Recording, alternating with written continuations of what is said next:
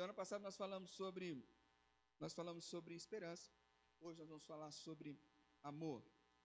Eu não sei se você já reparou, mas o Natal está chegando cada vez mais rápido. Já repararam isso ou não? Cada vez mais fica rápido, cara. É muito difícil.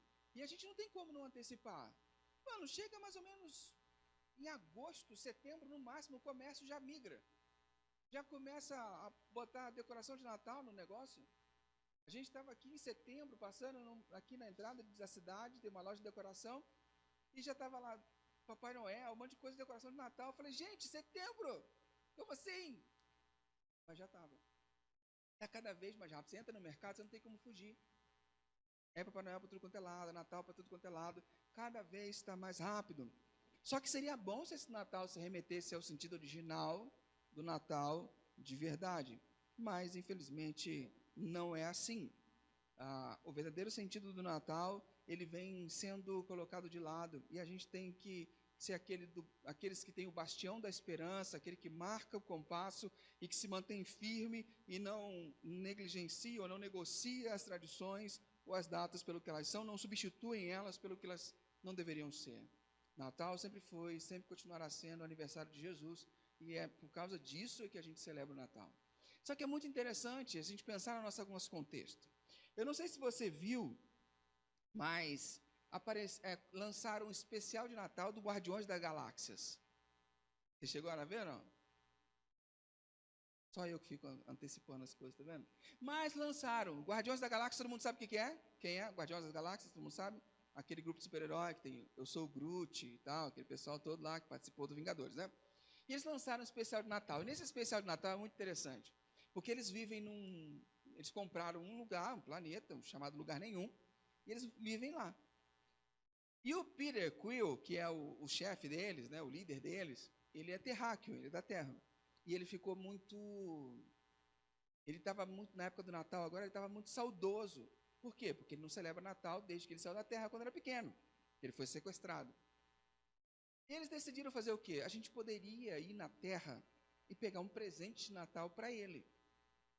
E o presente de Natal que eles queriam pegar era uma pessoa, que ele sempre falava quando era pequeno. Ele sempre se lembrava dessa pessoa. Então eles vêm ao Natal, dois extraterrestres, vêm à Terra no Natal para chegar e tentar achar esse presente. Só que eles se deparam com tudo o que o Natal envolve. E tem uma cena muito importante, muito interessante que eu quero passar para você, que é essa cena que vai ficar se repetindo aqui. Essa cena, para mim, foi a cena marcante do especial. Por quê?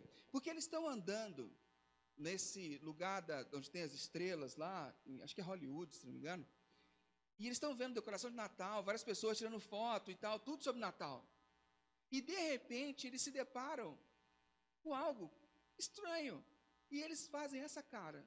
Está tudo numa decoração, tudo de um jeito, e de repente eles olham uma maquete, um bebê, um pai e a mãe, e eles olham e ficam com essa cara achando estranho. Estranho, o que isso tem a ver? Isso me deu um insight, porque assim, se o extraterrestre chegasse hoje, se eles existissem, chegassem hoje à Terra e olhassem para observar do que se trata o Natal, o que eles veriam? Eu acho que eles teriam essa reação. Falam assim, mas está tudo voltado para o velhinho, para o Papai Noel, para as bolas, para a decoração. E o que significa isso? O que é esse bebê? O que é isso aqui? Eles não fariam ideia do que seria o Natal. E só tem um povo na Terra que pode dizer para eles ou para qualquer outra pessoa o que significa o Natal. E é o povo cristão. Ou seja, somos eu e você. E é disso que se trata essa série. É disso que eu estou falando. É a gente reativar na nossa cabeça, na nossa memória, preparar nossa família, criar uma cultura saudável do advento, da espera do Natal, para nos lembrarmos do propósito e a intenção original dessa data.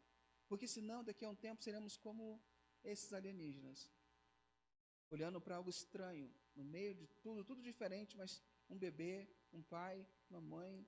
O que significa isso? Nós somos aqueles que iremos levar essa mensagem.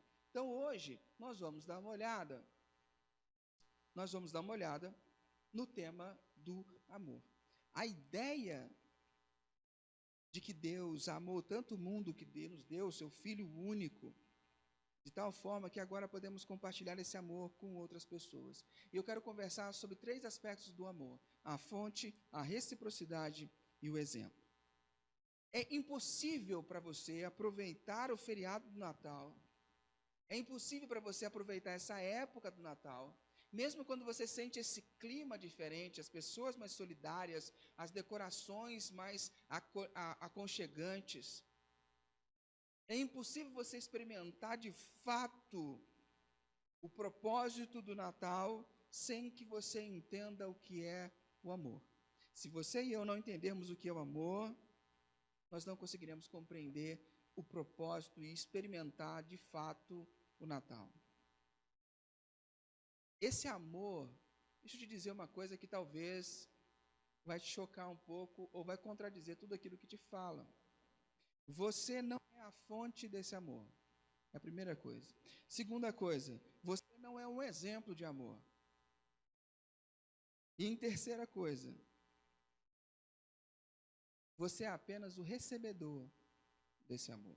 Hoje eu quero te contar uma história de Natal. Você está acostumado a ouvir história de Natal. E tem gente aí que é viciado em filminho de Netflix de Natal, né? Mas deixa eu te contar um Natal, porque quando você vai para ler Lucas, você vê lá que tem manjedoura, que tem papá, que tem, não conseguiu dormir, não tinha vaga na hospedaria, teve que ir no estábulo, e aí Maria tem um filho lá e tal, aí vem os anjos, os reis magos, aí papai conta no meio das planícies lá, o anjo vem, canta, o coral começa a cantar. A gente tem esse aspecto da história do Natal. Hoje eu quero te dar um outro aspecto, uma outra narrativa de história do Natal, muito excitante, muito animada, e eu quero ver se você está na mesma vibe do autor desse texto, porque foi muito legal. Então eu quero incentivar você a abrir sua Bíblia no primeiro livro de João, capítulo 4, versículo de 7 a 19. Você abre a sua Bíblia física ou sua Bíblia virtual. E eu quero fazer um desafio para você, para que no próximo ano você comece a trazer sua Bíblia física para a comunidade. Ok? Faz muita diferença você olhar na sua Bíblia física, você ter contato com ela e você ter contato com a Bíblia virtual. Porque na sua Bíblia física você pode anotar, você pode riscar. E aí, hoje, por exemplo, eu te daria muitas coisas para você anotar. E o contato com o papel é diferente. Então, eu quero incentivar você, no ano que vem, a comunidade inteira, trazer a sua Bíblia de de papel, beleza? Para a gente poder aproveitar. Então, abra sua Bíblia em João. Já deu tempo de você, João. João, se você não sabe onde está, esse aqui não é o João, é o mesmo João que escreveu o Evangelho, mas essa é uma carta de João. Está lá no final, você abre no último livro da Bíblia, Apocalipse, e vai voltando que você encontra o livro de João. Você encontra a terceira, a segunda e a primeira carta de João. A primeira carta de João, capítulo 4, e aí a gente vai fazer como o Jack disse, vamos em partes, que fica melhor. Olha o que o texto diz para a gente. Queridos amigos, amemos uns aos outros, porque o amor vem de Deus. Quem ama é filho de Deus e conhece a Deus. Quem não ama, não o conhece, pois Deus é amor. Foi assim que Deus mostrou o seu amor por nós. Ele mandou o seu único filho ao mundo para que pudéssemos ter vida por meio dele. Se você não está acompanhando no seu texto aí, você passou despercebido algumas coisas aqui que eu vou tentar pontuar para você. Saca só o que João está dizendo. Ele começa dizendo, amemos uns aos outros, porque o amor ele vem de Deus, certo? Então, Deus é a fonte de todo o amor, ok? Deus é a fonte de todo o amor. O amor vem de Deus. Quem ama desenvolve características de filhos de Deus. Ou seja, quem ama é filho de Deus. Ou seja, tem características do seu pai. Quem ama é filho de Deus e conhece a Deus. Porque não tem como eu amar alguém de verdade se eu não conheço a Deus. Porque Deus é a fonte. Então, se eu não tenho acesso à fonte, eu não tenho acesso ao que é de verdade. No fundo, eu cresço aprendendo, inferindo o que é o amor. E muitas pessoas começam a achar que amor é um sentimento que um homem tem por uma mulher, ou que uma mulher tem por um homem. Muitas pessoas começam a achar que amor é o que eu sinto pelo meu filho, ou o que meu filho sente por mim. Isso são derivativos do amor, isso deriva do amor. Tanto que nas línguas mais antigas você tem 3, 4, 10, 15 palavras para descrever o que é o amor. Não é igual no português brasileiro. Eu falo, eu amo estar aqui, assim como eu amo o McDonald's, assim como eu amo a minha esposa. Percebe que não tem? Eu amo pizza e eu amo minha esposa. É o mesmo tipo de amor? No português a gente não tem essa diferenciação, mas na linguagem bíblica a gente tem. No hebraico, não sei se você tem curiosidade, mas você pode ler Cantares de Salomão, lá você tem 3 tipos de amor. Hayá, Ahavá e Dot.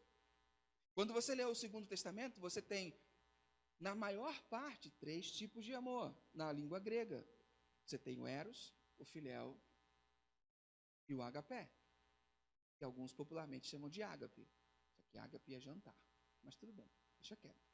Então a gente tem outras palavras para representar, para falar sobre, só que na nossa língua não. Então nós acabamos confundindo. E aí João vai escrever para a gente, para nos dizer como é que as coisas funcionam. Deus é a fonte do amor. Então quem não ama não conhece a Deus, porque Deus é amor. E como que Deus mostrou o que é amor? Deus mostrou assim. Foi assim que Deus mostrou o seu amor por nós. Ele mandou o seu único filho ao mundo para que pudéssemos ter vida por meio dele. Deus mostra seu amor por nós quando envia Jesus. Então, amor está aliado a sacrifício. Amor está vinculado à doação. Está me acompanhando? Então, ele doa o seu filho, ele dá o seu filho. E aí, o verso 10, ele continua. E o amor é isso, ele define agora o que é o amor. O que é o amor? Não fomos nós que amamos a Deus, mas foi Ele que nos amou e mandou o seu Filho para que, por meio dele, os nossos pecados fossem perdoados. Amigos, se foi assim que Deus nos amou, então nós devemos nos amar uns aos outros. Amor está ligado a sacrifício, e aqui João fala, amor está ligado a pecado. Amor está ligado à remissão do pecado. Como que Deus nos amou? Deus nos amou mandando o seu filho ao mundo, doando o seu filho. Isso é o amor. Não fomos nós que amamos a Deus, mas foi Ele quem nos amou e mandou o seu filho. Então, eu não consigo amar a Deus de forma primária. O amor primeiro sai da fonte. E eu amo a Deus, por que que eu amo a Deus? Ele foi bom para mim. Em toda a história bíblica, você vai encontrar. Por exemplo, antes dos mandamentos de Êxodo 20. Não terás outros deuses diante de mim, não matarás, não cobiçarás a mulher do próximo, que a gente acha que são ordens, mas são, na verdade, são motivos de graça da parte de Deus. Mas se você encarar isso, Deus está dando ordem, o que vem em Êxodo 19? Você já parou para pensar? Antes de Deus dar os mandamentos, ele fala o quê? Olha, eu fiz isso por você, eu fiz isso por você, eu fiz isso por você, eu fiz isso por você, eu fiz isso por você. Dá uma olhada em Êxodo 19. Eu fiz isso, fiz isso, fiz isso, fiz isso, fiz isso, fiz isso, fiz isso. Portanto, amém. Por que eu amo a Deus? Porque Ele me amou primeiro. Eu não tenho a capacidade de amar a Deus sem que Ele tenha me amado primeiro. Se eu não for alvo do amor de Deus, eu não tenho capacidade de amar nada nem ninguém. Meu amor é doentio. Ele é envezado. Porque se eu não recebo o amor da fonte, eu não consigo amar. Por isso que você tem relacionamentos, às vezes, de possessão, de obsessão. Você tem relacionamentos que pessoas não conseguem se doar. Por quê? Porque não aprenderam com Jesus. Porque o amor de Deus, primeiramente, tem a ver com o quê? Doação. Então, eu aprendo com a cultura a amar para mim. Eu sou o foco desse amor. Eu sou a razão do amor. Eu casei com você para você me fazer feliz, ouviu? Isso não é o amor que Deus ensinou. Isso é o amor que a gente aprendeu na cultura. O amor que satisfaz os seus prazeres. Isso você aprendeu com aquelas revistinhas famosas na sua adolescência, que você via, que eu sei. Onde você era o alvo do amor. Aquilo tudo tem a ver para te satisfazer. Mas Jesus está dizendo ao contrário. O amor não é assim. O amor tem a ver com Deus dar o seu filho por nós. Deus entregar o seu filho. Deus nos amou primeiro. E como alvo desse amor, eu consigo amá-lo. Se você olhar sempre na Escritura, toda vez que Deus dá ordem, Ele diz, eu fiz isso, fiz isso, fiz isso, fiz isso, fiz isso por você. Eu conquistei você. Ele te ama primeiro. Isso é muito interessante. Então, isso é o amor. Deus deu o seu filho. Versículo 12, continuando. Nunca ninguém viu Deus. Se nós amamos uns aos outros, Deus vive unido conosco e seu amor enche completamente o nosso coração. A razão por que podemos ter a certeza de que vivemos unidos com Deus e de que Ele vive unido conosco é esta: Ele nos deu o seu Espírito. E nós vivemos e anunciamos aos outros que o Pai enviou o Filho para ser o Salvador do mundo. Todo aquele que afirma que Jesus é o Filho de Deus, Deus vive unido com Ele, e Ele vive unido com Deus. E nós mesmos conhecemos o amor que Deus tem por nós e cremos nesse amor. Deus é amor. Aquele que vive no amor vive unido com Deus, e Deus vive unido com Ele. Assim, o amor em nós é totalmente verdadeiro para que tenhamos coragem no dia do juízo, porque a nossa vida neste mundo é como a vida de Cristo. Isso é Natal. Isso é o Natal. É o amor de Deus vindo ao nosso encontro. Mas ele não se satisfaz e continua dizendo nos dois últimos versículos, 18 e 19, ele fala assim: no amor não há medo. Isso é fundamental. Isso é fundamental. No amor não há medo. O amor é totalmente verdadeiro e afasta o medo. Portanto, aquele que sente medo não tem no seu coração o amor totalmente verdadeiro, porque o medo mostra que existe castigo. Nós amamos porque Deus nos amou primeiro. Não há como ter uma relação de amor se houver medo. Não tem como você ter um casamento quando você tem medo da outra pessoa. Tem como? Como é que você vai viver com uma pessoa que você tem medo? Só se você entrar nessa roubada do amor doente. Não dá. O amor, ele exclui o medo. Não dá para ter medo. E o amor é recíproco. Um relacionamento que não é amor recíproco, você vai ser um stalker, um perseguidor de alguém. Sabe aquelas pessoas que são obsessivas com alguma pessoa? E enquanto não tem aquela pessoa, a vida dela não tem um desfecho. Você pode conseguir uma ordem de restrição judicial contra a sua vida, mas nunca você vai conseguir uma relação de amor sem reciprocidade. E isso nós temos abandonado isso, porque nós estamos invadidos pelo nosso egoísmo.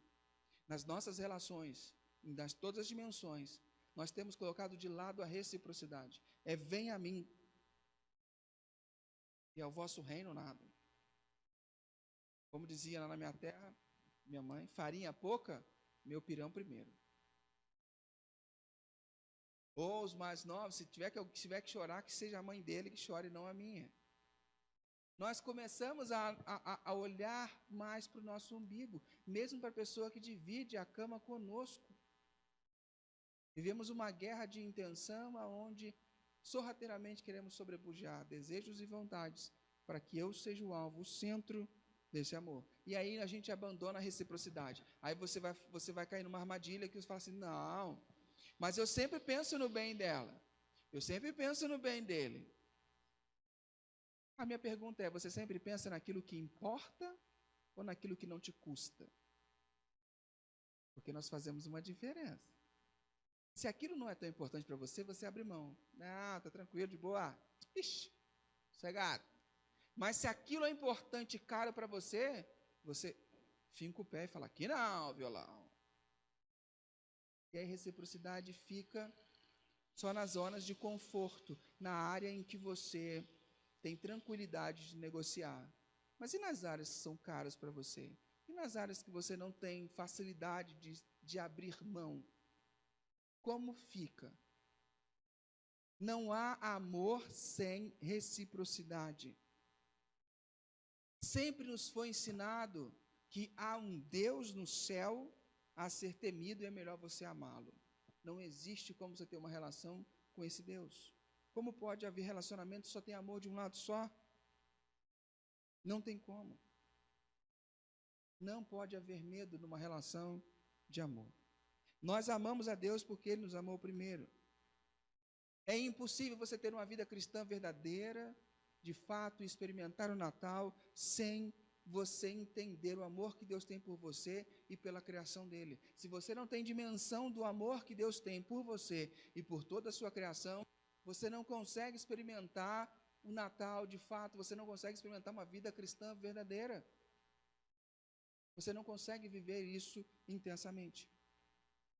Não tem como viver uma vida de amor sem entender a fonte desse amor.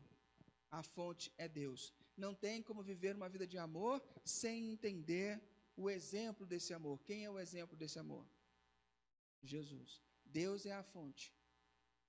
O amor vem dele. Como que ele demonstrou o amor? Quem é o exemplo? Dando o seu filho, Jesus. E quem é o alvo desse amor? Quem é o alvo? Nós. Nós somos o alvo do amor.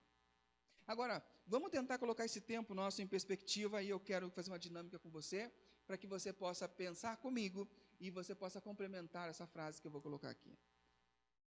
A razão para o Natal, qual é a razão para o Natal? A razão para o Natal é, como é que você completa isso? A razão, pensa comigo.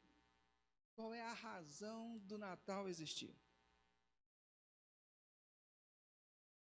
Não tem ninguém nos vendo, pode falar aí que está tudo certo. Qual é a razão? Vinda de Jesus. Não, mais quem? Vamos lá. Esperança. Boa. Mas quem? Vamos lá. A razão, o cerne do Natal. Do porquê que o Natal existe. Pensa. Você conhece o Evangelho. É a hora que você tem que trazer isso. Pensa. Conecte os pontos. Conecte os pontos. Qual é a razão de existir do Natal?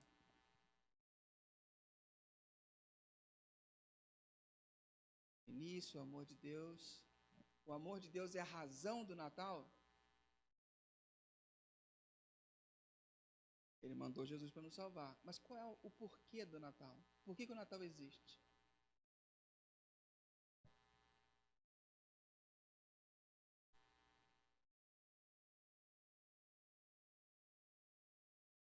E por que Cristo nasceu? Por quê? Por que Ele nos amou e quis morrer por nós? De quê? Ocasionada por quê? Exatamente. Se não houvesse o pecado, não haveria razão de existência do Natal. Percebe? Se não houvesse o pecado, a razão de existir o Natal é o pecado. Se não houvesse pecado, não precisava haver morte. Concorda? Faz sentido? É aí que a gente tem que conectar os pontos. Olha, quando você olha lá em Mateus capítulo 1, versículo 18 a 21, vamos lá. Mateus capítulo 1, lá no comecinho, depois de 400 anos de silêncio, Deus explode a partir da vida de Mateus, colocando no comecinho do seu evangelho, Mateus 1, 18 a 21, ele fala assim: o nascimento de Jesus Cristo foi assim.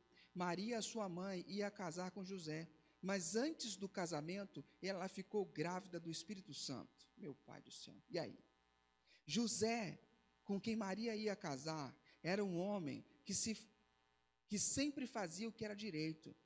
Ele não queria difamar Maria e por isso resolveu desmanchar o contrato de casamento sem ninguém saber. Enquanto José estava pensando nisso, um anjo do Senhor apareceu e ele, num sonho, disse: José, descendente de Davi, não tenha medo de receber Maria como sua esposa, pois ela está grávida pelo Espírito Santo. Ela terá um menino e você porá o nome dele de Jesus, pois ele salvará o seu povo dos pecados deles. A razão da existência de Jesus ter vindo é o nosso pecado. Lucas, quando vai abrir o seu evangelho, lá em Lucas capítulo 2, ele coloca isso para a gente também de uma forma muito importante. Lucas capítulo 2, versículo 8, ele diz assim: naquela região haviam pastores que estavam passando a noite nos campos, tomando conta dos rebanhos de ovelha. Então um anjo do Senhor apareceu, e a luz gloriosa do Senhor brilhou por cima dos pastores. Eles ficaram com muito medo, mas o anjo disse: não tenha medo, estou aqui a fim de trazer uma boa notícia para vocês. E ela será motivo de grande alegria também para todo o povo. Hoje mesmo, na cidade de Davi, nasceu o Salvador de vocês, o Messias, o Senhor. Esta será a prova: vocês encontrarão uma criança enrolada em panos, deitados na manjedoura. Perceba, quando ele fala para os pastores, o que ele fala, o que o anjo fala? Não tenham medo, estou aqui para trazer uma boa notícia para vocês. Ele será motivo de grande alegria, e será motivo de grande alegria também para todo o povo. Hoje mesmo, na cidade de Davi, nasceu o Salvador de vocês. Do que esses homens precisavam ser salvos? Deles mesmos, do pecado que habitava neles. O pecado é tirado dessa época. O pecado não se fala nele nessa época. É muita luzinha, é muito LED, é muito vermelho e branco, é muita coisa. Mas o pecado, a gente não comenta. Até na nossa vida cotidiana, nos nossos cultos, falamos pouco sobre o pecado. Falamos pouco sobre a influência do pecado em nossas vidas. Mas a razão da existência do Natal é o pecado. Nós temos músicas especiais de natais, filmes, como mostrei para vocês, mas nenhum deles trata sobre esse motivo, trata sobre pecado. Se perdemos a razão do Natal, também perderemos o motivo do Natal. Qual é o motivo do Natal? Segunda pergunta para vocês. Qual é o motivo do Natal?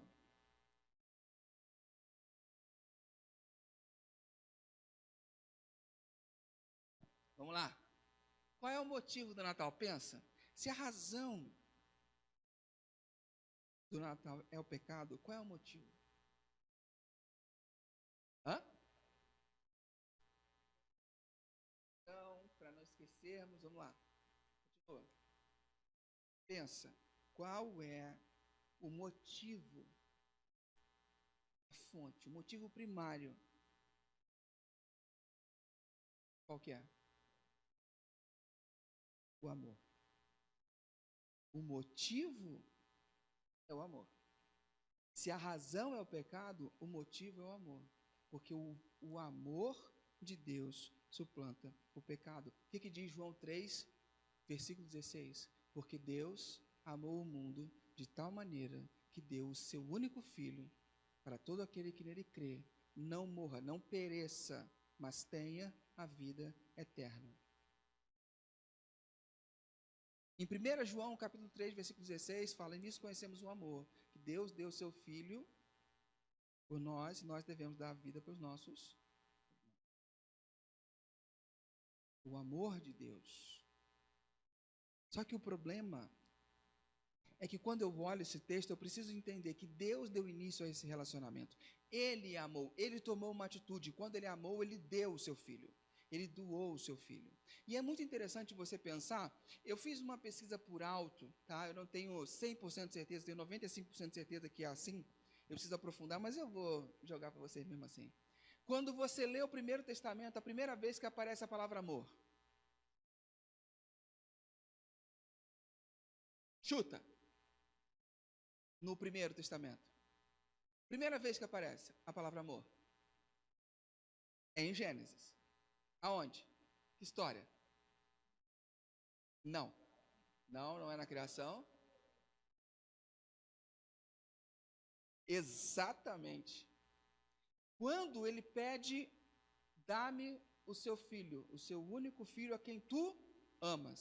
É a primeira vez que aparece a palavra amor no Primeiro Testamento. E essa palavra amor está ligada ao quê?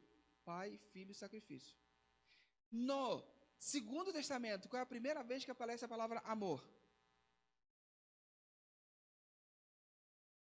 No Segundo Testamento, onde aparece a primeira vez? Não, é antes. É antes. O verbo se fez carne e habitou entre nós. Também é João, mas não é ali. Sabe aonde aparece? Tu és o meu filho amado, em quem eu tenho prazer. No batismo de Jesus. Quem está falando? O Pai. Quem está ouvindo? O Filho. O Filho veio para quê? Sacrifício. A primeira vez que a palavra amor aparece, Pai, Filho, sacrifício. A primeira vez que ela aparece no Segundo Testamento, Pai, Filho, sacrifício. Amor está ligado a Deus, está ligado a sacrifício. E é sacrifício de quem? A quem que a história de Isaac apontava? Para Jesus.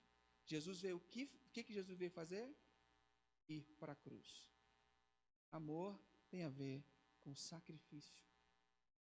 Tem a ver com a atitude de Deus de nos amar primeiro. Então, quando eu começo a entender isso, eu tenho que perceber primeiro uma coisa: eu não sei amar. Eu e você não sabemos amar. Nós amamos mal. Nós amamos errado. Porque toda vez em que você fala assim, toda vez que um pai ou uma mãe tem uma atitude de amor, você pensa assim, Deus não faria isso. Deus deixaria o filho sofrer. E o pai, não, mas é meu filho. Você está amando errado. Toda vez que seu amor se separa do amor de Jesus, do amor de Deus, você está amando errado, você está amando igual ao mundo, porque Deus é a fonte do amor. E se o teu amor não está ligado a Deus, seu amor faz mal, seu amor envenena. Seu amor não é saudável. Seu amor vai gerar distorções. Por isso que a gente fala, a gente tem que ter um amor exigente, um amor parecido com Jesus. Mas se eu não tenho relação com Deus, se eu não procuro me aprofundar, eu vou amar errado. Nós amamos errado. Nosso amor tem uma fonte. E tudo que eu faço é uma resposta ao amor de Deus. Se eu tivesse filho, o meu objetivo em criar meu filho não seria o meu amor por ele. Não poderia ser, porque eu estragaria essa criança de tal maneira que ela não seria um adulto saudável. Eu preciso amar o meu filho, porque Deus me amou primeiro, e o amor que eu recebo de Deus, ele invade o meu coração e atravessa e chega ao meu filho. Eu não posso amar a minha esposa como eu aprendi a amar na adolescência, porque eu vou destruí-la, eu vou acabar com ela. Porque o meu amor que eu aprendi é um amor egoísta. Eu preciso receber e entender o amor que Deus tem por mim. É um amor doador, é um amor sacrificial. Tanto que Paulo fala, quando vai falar da esposa, fala, maridos, amem como Cristo amou a igreja. Percebe? O amor tem uma fonte. E ele vem para mim. Ele passa por mim. E invade quem está ao meu redor. O meu amor é sempre uma resposta ao amor que eu recebi de Deus. Não pode ser outra coisa. Toda vez que eu amo diferente disso, eu estou amando errado. Há uma força na sociedade que tenta virar o nosso foco somente para o aqui e agora. E como eu falei na semana passada, quando o seu foco é somente no aqui e agora, você perde dimensão, você se torna uma pessoa perigosa. Você se torna uma pessoa egoísta, você se torna uma pessoa extremamente perigosa.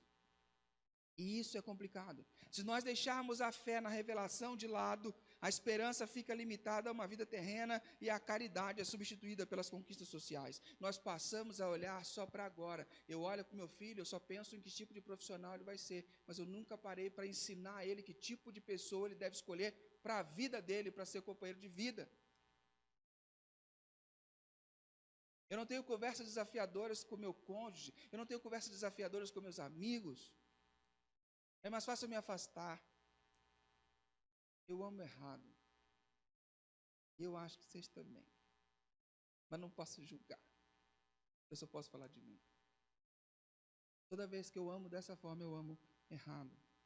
Eu preciso amar como Jesus amou. Mas por que tem que ser como Ele me amou? Por que não pode ser diferente? Sabe por quê? Porque o amor desordenado escraviza. O amor desordenado faz mal. Santo Agostinho dizia: o pecado é o amor em desordem. É quando eu amo mais alguma coisa do que a Deus, por exemplo, está fora de ordem. Então, o que Adão e Eva fizeram? Amaram mais a sua autonomia do que a Deus. Moiou. Quando eu amo mais alguma coisa do que eu deveria, meu amor entra em desordem. E o amor em desordem, o raciocínio óbvio é, amando coisas que não deveriam ser amadas, meu coração entra em regime de escravidão. Eu começo a amar coisas que não deveriam ser alvo do meu amor. Eu entro em regime de escravidão. E a Bíblia tem um nome específico para esse tipo de regime. Sabe qual que é? Qual o nome? Exatamente. Quando o meu coração ama errado, eu entro no regime de idolatria.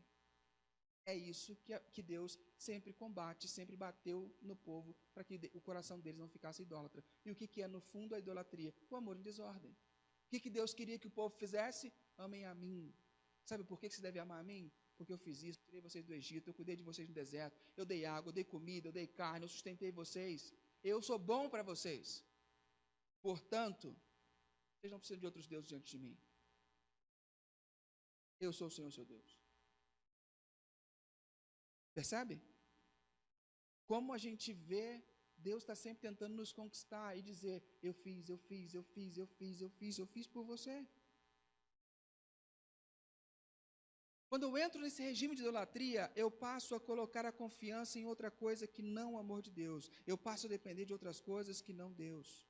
Por isso que Agostinho fala o seguinte, ame a Deus e faça o que quiseres. Ele não dá regras para a nossa vida. Ele só diz, ame a Deus e faça o que quiseres. Se você conseguir amar a Deus, você pode fazer o que você quiser, porque o amor a Deus te protege. E a nossa última chamada oral desta manhã, nossa última. Qual que é a resposta? A resposta do Natal depende de? A resposta do Natal depende de? Deixa eu recapitular para você. É isso aí, Rosine. A resposta do Natal depende apenas de nós. Porque a razão da manjedoura é a cruz. Não dá para celebrar a Páscoa o Natal sem se lembrar da Páscoa. A razão de Jesus ter vindo é morrer na cruz. Podemos continuar nossa vida sem comprometimento profundo, esperando a vida acontecer, cultivando nossos pecados de estimação, esperando que algo preencha nosso vazio interior, que nos faça completos. Mas no fundo, o nosso problema não é externo, o nosso problema é interno. Ou podemos, de fato, escolher cair de joelhos diante desse grande amor e reconhecer quem nós somos. A resposta para o Natal depende de nós. E por quê? Por que eu devo cair de joelho perante esse amor? Porque esse amor, ele é transformador. Ele é extremamente transformador. Aceitando a verdade sobre o amor de Deus por nós, quando eu aceito quem eu sou, que eu não sou a fonte do amor, que eu não sou tão especial assim como eu achei que eu fosse, que quando eu entendo que eu sou tão ruim, que Deus teve que morrer por mim para me salvar, mas eu sou tão amado que Ele quis morrer por mim. Quando eu entendo esse amor, de Deus por nós, esse amor muda o nosso amor por nós mesmos. Muda aquilo que nós chamamos de autoestima. Muda o nosso ego. Por quê? Porque eu sou um filho amado de Deus em que Ele tem todo prazer. Eu sou um filho amado de Deus perdoado. Não importa o corpo que eu tenho, a estatura que eu tenho, o peso que eu tenho, não me importa, isso não faz de mim uma pessoa mais ou menos. Por quê? Porque a minha identidade está guardada em Cristo. Porque eu sou amado antes mesmo de fazer qualquer coisa. E esse amor, ele ressignifica o nosso presente, muda o amor. Eu começo a dar valor para mim, porque a minha vida custou a vida de Deus, custou sangue na cruz. Eu não me rebaixo a qualquer para ficar recebendo migalha de qualquer coisa. Eu começo a me amar mais. E quando eu começo a me amar e começo a me entender, esse amor que é transformador fornece tanto a fonte do amor, eu sei onde eu vou buscar, como o exemplo, Jesus. O exemplo. E isso, ele me dá a fonte e o exemplo para amar os outros. Eu sei de onde o amor vem, eu sei quem eu sou, eu sei como eu devo amar. Como? Como Jesus amou as pessoas ao redor dele. É assim que eu devo viver. Então eu fico estranho para mim, quando a pessoa coloca no status de WhatsApp ou frase de Facebook, qual o seu propósito? Meu propósito de vida minha missão de vida para mim é muito estranho. É altamente estranho. Porque a minha missão de vida qual é? Tem que estar em torno disso aqui. Amar as pessoas como Jesus amou. Ensinar as pessoas o caminho de volta para Deus. Ajudar os outros a achar o caminho de volta para Deus. Qualquer outro propósito ter de vida, para mim, pessoalmente, sou estranho. Por quê? Porque não foi para isso que eu fui criado. Eu fui criado para ser para ser alvo do amor de Deus. E para amar as pessoas como Jesus amou. De que forma você faz isso? Aí é Deus e você. Mas se não envolver isso, que propósito de vida é esse? Que propósito é esse? Não sei se faz sentido para você. E eu sei que você que trabalha no meio corporativo, você vai encontrar várias ações que contradizem ou que chocam com isso. Mas pare e pensa no Evangelho. Pare e pensa na fonte da vida e na história da humanidade. Que outro propósito você pode ter? Agora, se seus olhos só enxergam nessa vida, Paulo diz, somos os mais miseráveis dos homens. Se esperamos de Deus somente nessa vida, mais miseráveis dos homens. E aí nosso propósito vai ser miserável, vai ser medíocre, ou seja, mediano.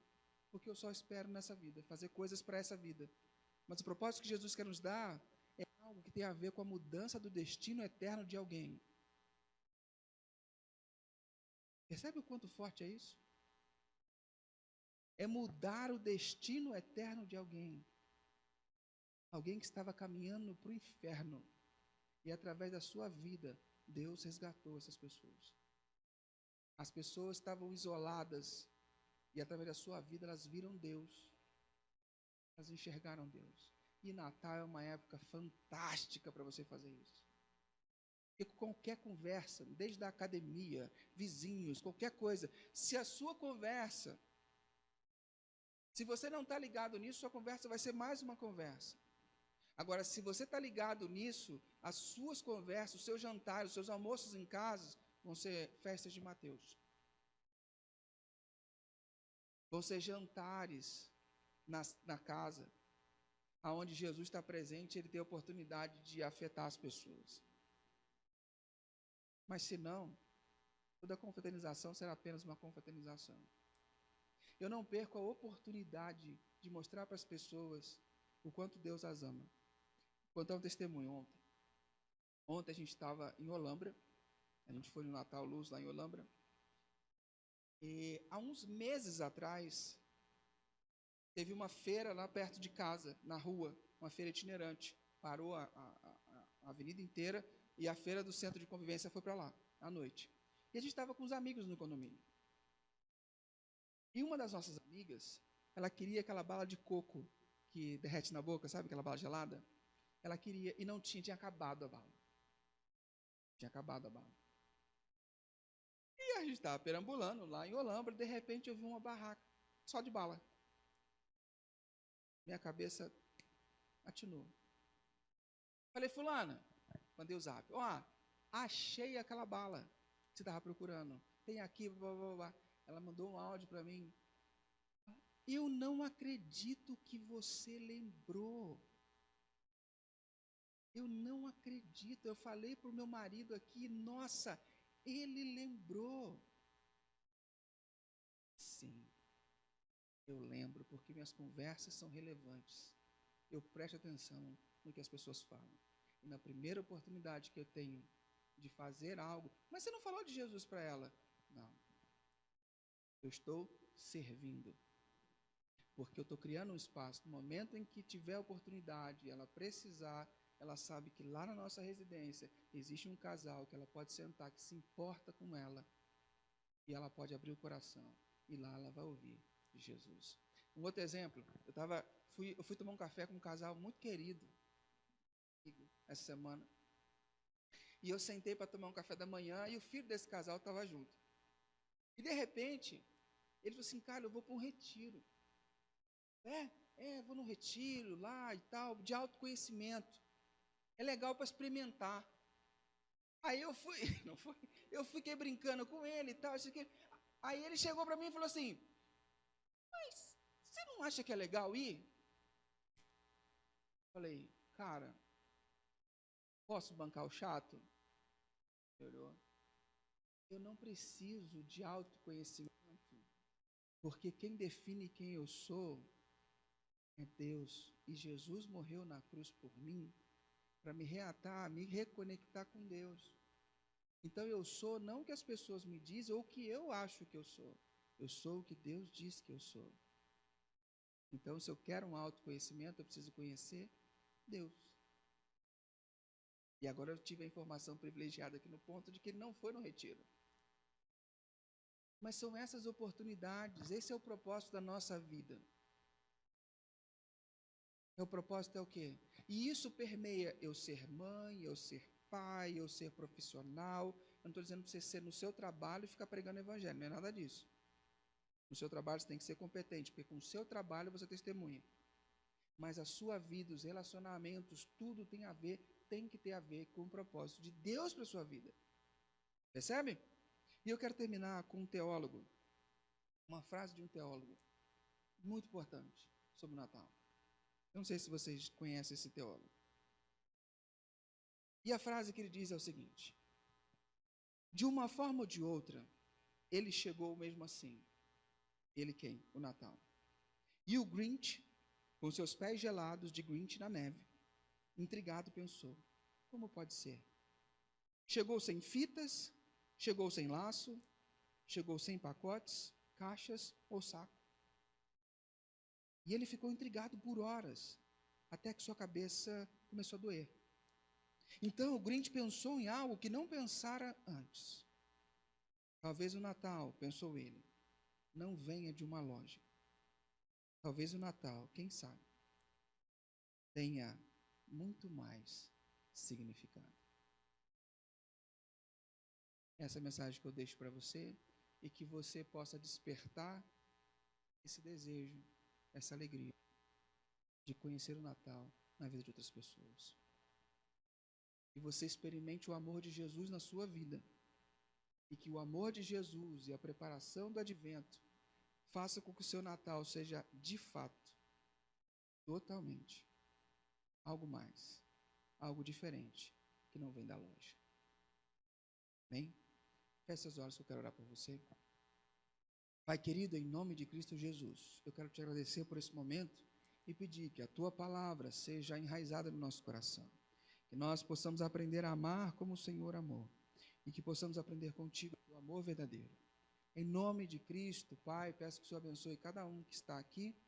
Peço que o Senhor nos ajude a amar como devemos amar.